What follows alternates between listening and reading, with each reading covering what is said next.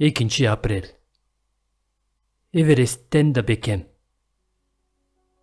Биз болсо ким Кудайды сүйүп, анын максатына ылайык чакырылган болсо, Кудай ал үчүн бардыгын жакшылыкка айландырарын билебиз.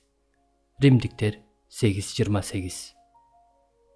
Эгерде сиз ушул улуу убадага ылайык жашасаңыз, анда сиздин жашооңуз Эверест тоосунан да бекем болот.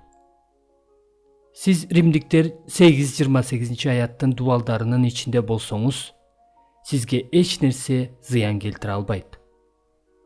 Бул аяттардын сыртында болуу үмүтсүздүк, тынчсыздануу жана коркунуч алып келет.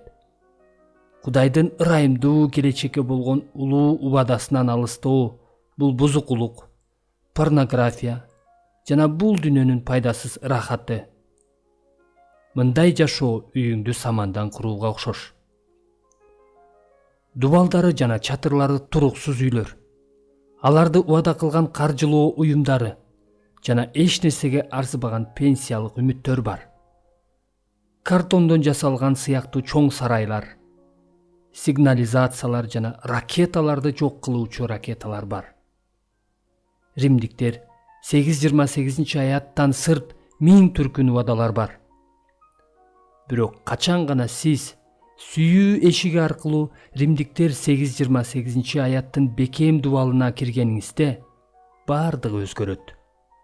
Сиздин жашооңуздун маңызы ачылып, туруктуулук жана эркиндик келет.